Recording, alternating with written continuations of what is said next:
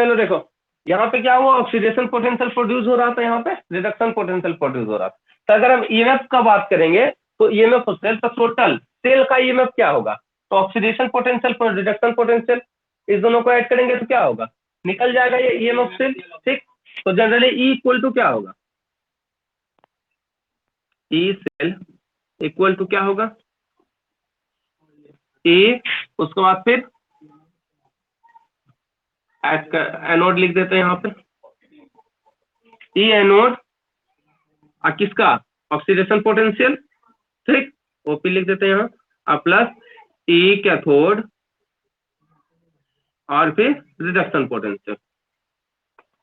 ठीक है, जब दोनों का ई सेल निकालेंगे, ठीक है, तो ई सेल जब निकालेंगे तो क्या होगा, यहाँ पे एनोड पे जो हुआ ऑक्सीडेशन पोटेंशियल उसका निकालेंगे और कैथोड पे जो रिडक्शन पोटेंशियल हुआ उसका निकालेंगे, समझे। तो अब देखो जनरली जब बात होता है दोनों का, तो हम लोग को एक टर्म बताया गया है कि जो हम लोग स्टैंड मतलब इलेक्ट्रोड पोटेंशियल जो निकालते हैं ना, वो हम लोग किसको मानते हैं जनरली, किससे रिलेट करके, डायरेक्टली किससे रिलेट करते हैं, तो ऑक्सीडेशन पोटेंशियल से रिलेट नहीं करते हैं, किससे करते हैं, रिडक्शन पोटेंशियल से, समझे। तो हम लोग के पास जो जनरली डाटा जो दिया रहेगा वो जनरली क्या होगा, हम लोग किसको मानेंगे, हमेशा इलेक्ट्रोड पोटेंशियल जो होगा वो क्या होगा, डायरेक्ट रिडक्शन पोटेंशियल, समझे, क्या होगा, रिडक्शन पोटेंशियल। ठीक, तो हम लोग किसको मानेंगे, तो रिडक्शन पोटेंशियल को, तो इसको भी रिडक्शन पोटेंशियल में कन्वर्ट करना पड़ेगा क्योंकि डाटा जो है हम लोग को डायरेक्ट फॉर्मूला निकालना एक टर्म में। ठीक, तो अब देखो क्या लिख सकते हैं इसको, तो हमेशा याद रखना कि ई ओपी जो होता है, सॉरी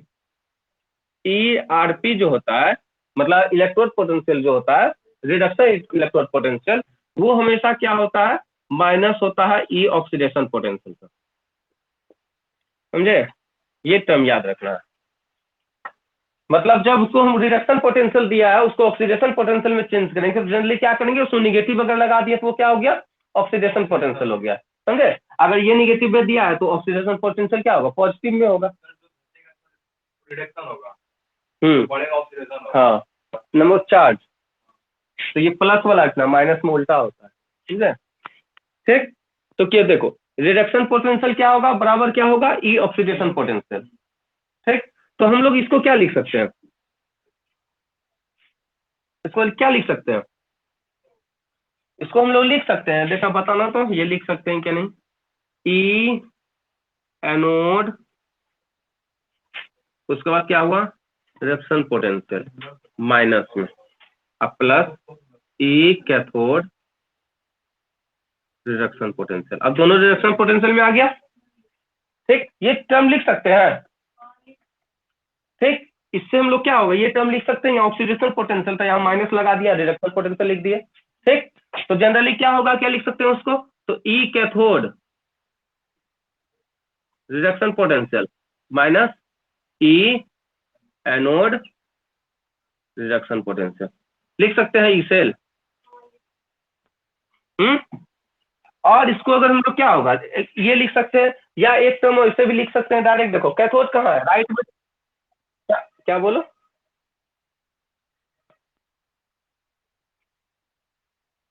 यहाँ नहीं देख रहे हो, नहीं दिख रहा है क्या है, रिडक्शन पोटेंशियल जो होता है वो निगेटिव होता है ऑक्सीडेशन पोटेंशियल का, समझे। जैसे देखो सिंपल क्या है, हाँ समझो बात को, देखो अगर क्या होगा, ये एम कोई भी मेटल है, ठीक है, ये 2+ है और किस में आया, एम में आया। ठीक, ये क्या आया, एम, या इसे नहीं तो इसको इस तरह लिखो, जैसे जिंक का लिखते हैं, Zn2+ है, ठीक है, ये Zn में आया। ठीक, तो ये क्या होगा, इसका जो ऑक्सीडेशन मतलब रिडक्शन पोटेंशियल जो होता है वो कितना होता है, 0.76 वोल्ट, समझे, क्या हुआ 0.76 वोल्ट। जैसे ही इसको हम लोग क्या करेंगे, अपोजिट करेंगे, मतलब Zn2 क्या करेंगे, Zn2+, Zn2 करेंगे, तो क्या होगा, ये कितना इलेक्ट्रोड पोटेंशियल मतलब रिडक्शन पोटेंशियल का क्या होगा, जस्ट इसका निगेटिव हो जाता है, समझे। ये ये वैल्यू कैलकुलेटेड है, ठीक है, ये हम लोग नहीं अपने से बनाए, ये वैल्यू कैलकुलेटेड है, तो ये क्या हो जाएगा, -0.76, सब में उसी तरह देखा गया, तो इसलिए डायरेक्ट इससे क्या हुआ, एक फॉर्मूला निकला कि ई रिडक्शन पोटेंशियल जो होता है वो माइनस ई ऑक्सीडेशन पोटेंशियल होता है। ठीक, तो अब देखो ऑक्सीडेशन पोटेंशियल को लिख सकते हैं ई नॉट रिडक्शन पोटेंशियल। ठीक, अब इसको जस्ट पहले लिखती है, इसको बाद में लिखिए। अब देखो कैथोड कहाँ जानते हैं हम लोग, राइट साइड होता है, तो इसको हम लोग ये भी लिख सकते हैं डायरेक्ट, ई राइट माइनस ई लेफ्ट। ठीक, ये हो गया फॉर्मूला। ये 11th में पढ़ा चुके हैं ये चीज, तो याद तो होगा नहीं। चलो तो ईएमएफ लिख लो।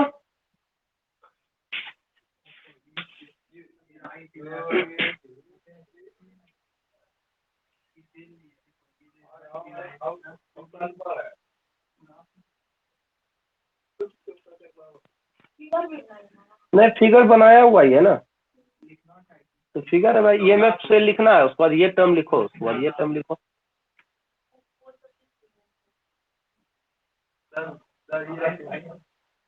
क्या बोलो?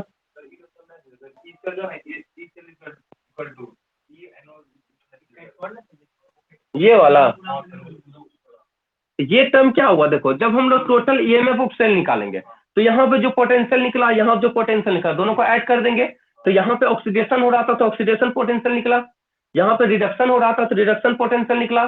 ठीक, तो दोनों को हम लोग क्या हुआ, जो इसमें बोला गया कि जो इलेक्ट्रोड पोटेंशियल होगा उसको हम लोग किसके टर्म में लेंगे, तो रिडक्शन पोटेंशियल के टर्म में लेंगे हमेशा, समझे?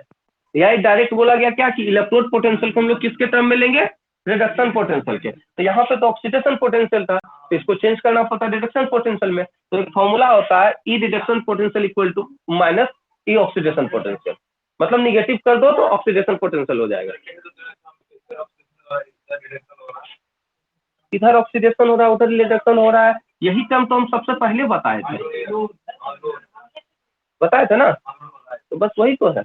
लेफ्ट साइड ऑक्सीडेशन होगा, एनोड होगा, निगेटिव होगा, सब चीज है ना लिखा हुआ। ठीक, आइए इसको और लिख सकते हो अगर, ठीक एक टर्म और लिख सकते हो, तो ई हाइयर माइनस ई लोअर, ई हाइयर माइनस ई लोअर।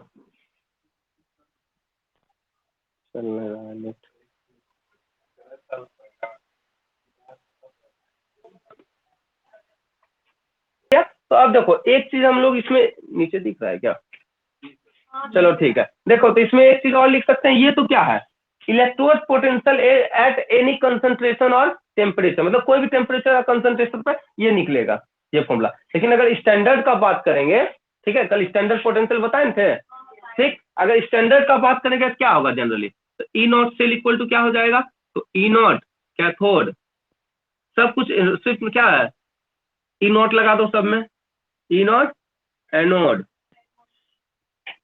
ई naught right minus E naught left, ठीक, बराबर ई नॉट हाइयर और माइनस ई नॉट लोअर। ठीक है, अगर ये क्या हुआ, standard electrode potential, standard electrode potential. Standard का कब कौन कौन से टर्म में होता है, रोहन बताना जरा, स्टैंडर्ड टर्म कौन कौन से कंडीशन में लेते हैं? हाँ, स्टैंडर्ड कौन कौन से टर्म में लेते हैं? अब फिजिबिलिटी ऑप्शन,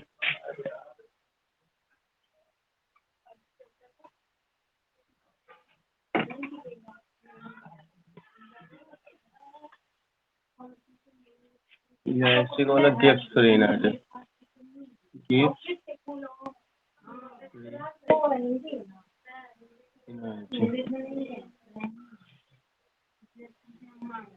देखो हम क्या बताए थे, सबसे पहला टर्म हम लोग जब डिफरेंस बता रहे थे, डिफरेंस में बताए थे कि जो गैल्वेनिक सेल होता है,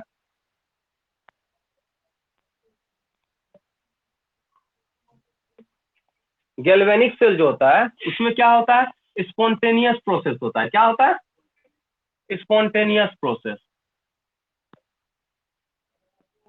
स्पॉन्टेनियस प्रोसेस या रिएक्शन बोलो, ठीक है, स्पॉन्टेनियस रिएक्शन होता है। ठीक, तो स्पॉन्टेनियस रिएक्शन बताए थे जो खुद से हो, इसमें हम लोग एक्स्ट्रा एफर्ट नहीं डालते हैं। ठीक, तो जनरली क्या बताए कि डेल जी जो होता है वो क्या होता है, निगेटिव होता है। गिब्स फ्री एनर्जी क्या होता है, निगेटिव। तो ये निगेटिव होता क्या है, ये फ्री एनर्जी, तो गिब्स फ्री एनर्जी है, एनर्जी है। तो मतलब एनर्जी जो होता है वहां पे जो वर्क होगा सेल के द्वारा वो क्या होगा, निगेटिव होगा।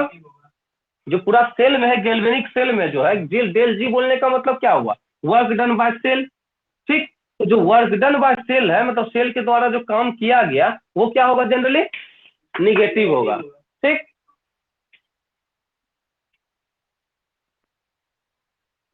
फिजिबिलिटी रे,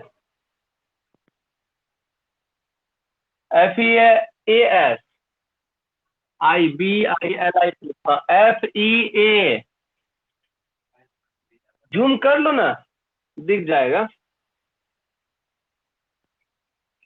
ये नहीं दिख रहा, ये लो।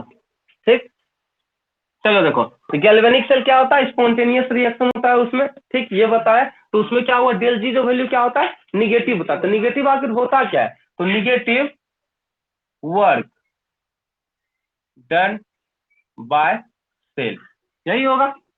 ठीक, negative work done by cell. ठीक, तो इसको हम लोग जनरली क्या लिख सकते हैं, तो del G equal to minus W, मतलब वर्क डन। क्या लिख सकते हैं, del G equal to minus work के लिख देते हैं यहाँ। ठीक, अब देखो, अब एक चीज पढ़े होगे, स्टार्टिंग में पढ़े हो, वर्क डन इक्वल टू क्या होता है, वर्क डन इक्वल टू क्या होता है, फोर्स डिस्प्लेसमेंट का बात हो रहा है यहाँ, जल्दी बोलो।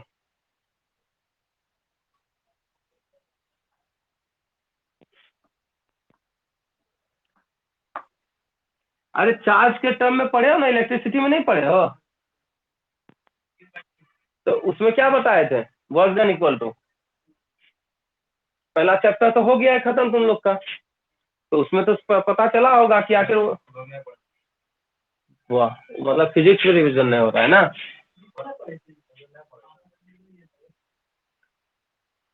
चलो देखो, वर्क इक्वल टू जनरली क्या होता है, क्यू डेल भी। ठीक है, क्यू डेल भी। ठीक, क्या होगा, यहाँ पे जो हम लिख देते हैं, वर्क इक्वल टू क्या होता है, क्यू डेल भी। क्यू क्या है, चार्ज है, डेल भी क्या है, पोटेंशियल डिफरेंस है। ठीक, अब देखो, तो डेल जी इक्वल टू, अब क्यू को क्या लिखेंगे, तो चार्ज इक्वल टू क्या होता है, तो चार्ज इक्वल टू होता है, यहाँ लिख देते हैं, चार्ज इक्वल टू होता है एन ई। ठीक, ये पढ़े हो फिजिक्स में, ट्वेल्थ में भी होगा, फर्स्ट चैप्टर का ही बात चल रहा है। क्यू क्या होता है, Q equal to N E, जहां पे एन ई क्या होता है ये बता दो, तो पढ़े हो तो। एन क्या होता है, नंबर ऑफ मोल, क्या, कांस्टेंट।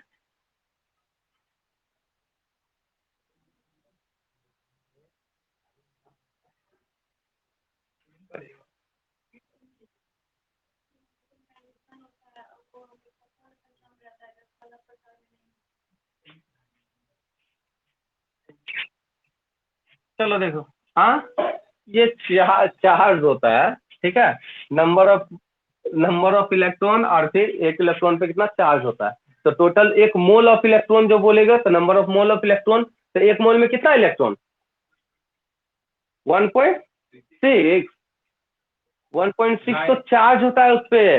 नंबर ऑफ इलेक्ट्रॉन कितना होता है, 6.023 होता है ना।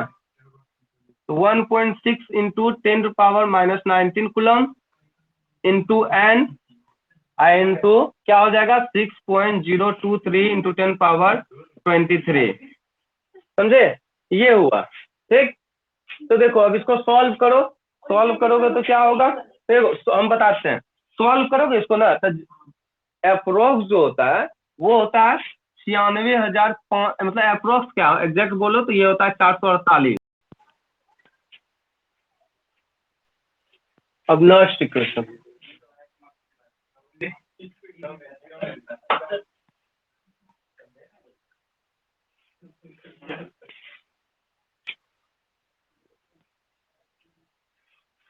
नेक्स्ट इक्वेशन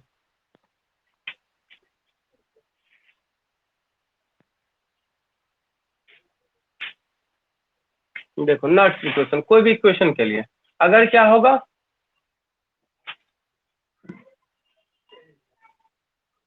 कोई रिएक्टेंट है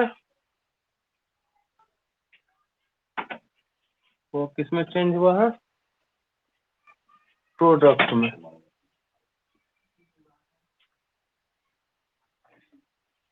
ठीक, गिर जाएगा, गिर जाएगा।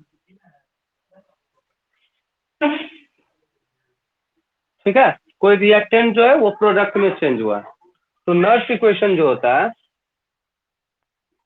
मतलब इलेक्ट्रोड पोटेंशियल पूरा पूरा सेल में क्या होगा, तो E इक्वल टू होता है, मार्कर ठीक, E इक्वल टू क्या होगा, E नॉट सेल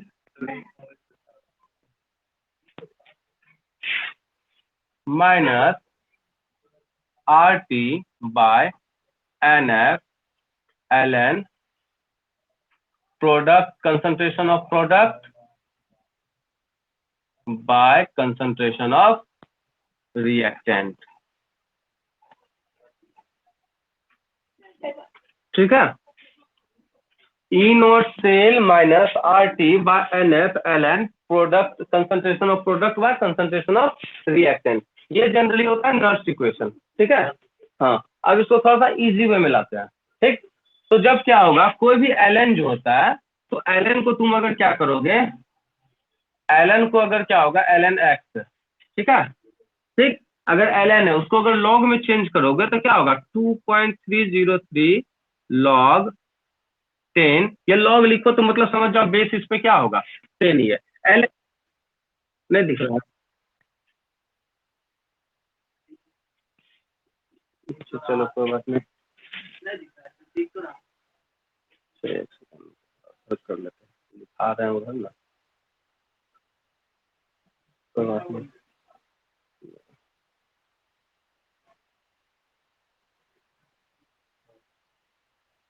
चलो देखो, तो जब क्या होगा, ln x है तो इसको हम लोग क्या लिख सकते हैं, 2.303 log x। ठीक है, देखो ln बोलने का मतलब क्या है कि log पे जो बेस है वो क्या है, e है, समझे, log पे जो बेस है वो क्या है, e है। ln बोलने का मतलब है log e, ठीक, लेकिन हम लोग का ई से क्या होगा, सॉल्व नहीं होता है, हम लोग को क्या करता है, बेस जो होता है वो 10 लाना पड़ता है, तो बेस 10 लाने के लिए क्या है कि 2.303 से मल्टीप्लाई कर दो, वो तुम्हारा आ जाएगा log x में चेंज हो जाएगा, समझे। तो इसको हम लोग क्या लिख सकते हैं, ई नॉट सेल, अब देखो ln है, इसको हम लोग क्या होगा, log में चेंज करेंगे, तो log में चेंज करेंगे तो क्या होगा, 2.303 से मल्टीप्लाई होगा, ठीक, तो माइनस 2. कम करो जरा, RT by NF log product by reactant. ठीक, ये हो गया। अब देखो यहाँ पे जो है R जो है, चलो ये टर्म हम एक को लिख देते हैं, ये वाला एक फॉर्मूला हो गया, जहां पे देखो वेयर R जो है वो गैस कांस्टेंट है, मतलब मास कांस्टेंट जो इसमें था उसी को हम लोग गैस कांस्टेंट के बराबर माने थे। ठीक, तो इसका जो वैल्यू हो जाएगा वो क्या हो जाएगा, 8.314, उसके बाद फिर जूल मोल पर केल्विन, समझे, जूल मोल, चलो कोई इससे नहीं तो ऐसे लिख दो, मोल पर केल्विन, पर मोल पर केल्विन। ठीक, आर का वैल्यू ये हो गया। ठीक, उसके बाद टी जो है वो क्या है, टी क्या है, टेम्परेचर है, टी क्या है, टेम्परेचर है, टेम्परेचर है। ठीक, एफ जो 2.303, ये एल एन है, एल एन। हाँ ठीक। लॉग नहीं पढ़े हो? लॉग में जिसमें बेस, लॉग का जो बेस ई होता है उसको क्या एल एन बोलते हैं। ठीक। एफ जो है वो क्या है, फराड है, मतलब 96,500 कूलम। ठीक। फराड है। एफ क्या है, फराड है, एक फराड है। और उसके बाद देखो, इसका इसका तो हटा ही दो, इसका वैल्यू दिया हुआ रहेगा क्वेश्चन में। तो अगर क्या होगा, इफ टेम्परेचर को हम लोग 25 डिग्री सेल्सियस ले लिए, ये देखो इन कैलविन याद रखना, इन कैलविन में लेना है हमेशा। ठीक है। तो टी अगर क्या होगा 25 डिग्री सेल्सियस, या इसको क्या बोलेगा 298 कैलविन अगर लेते हैं। ठीक है। तो देखो आर का वैल्यू इतना होता है, एफ का वैल्यू इतना होता है, टी का वैल्यू हम लोग क्या ले रहे हैं 298। ज्यादातर क्वेश्चन में देखना हमेशा टेम्परेचर जो होगा वो रूम टेम्परेचर दिया हुआ रहेगा। रूम टेम्परेचर मतलब 25 डिग्री सेल्सियस। ठीक, ज्यादातर क्वेश्चन में। तो इसके इससे इतना सॉल्व करने से अच्छा है सबका वैल्यू पहले पुट करके सॉल्व कर लेते हैं, डायरेक्ट फॉर्मूला निकाल लेते हैं। ठीक। तो जब हम लोग वैल्यू इसका पुट करेंगे, टी नॉट सेल माइनस, अब देखो 2.303 इंटू 8.314 इंटू 298, ठीक, बाय एन इंटू 96,500। ठीक है। और उसके बाद फिर क्या होगा, लॉग प्रोडक्ट का कंसंट्रेशन बाय रिएक्टेंट का कंसंट्रेशन। ठीक। चलो अब इसको सॉल्व करते हैं।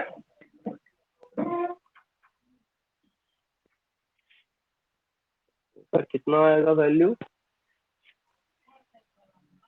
2.303 मल्टीप्लाई 8.314 मल्टीप्लाई 298 डिवाइड 96500। देखो 0.059 आता है। तो क्या हो जाएगा, इसको लिख सकते हैं हम लोग, E equal to E naught cell minus 0.059 by N log product P by concentration of reactant. ये तुम्हारा सबसे फाइनल फॉर्मूला आया जब तुम्हारा रूम टेम्परेचर 25 डिग्री सेल्सियस दिया हुआ रहे। ठीक है।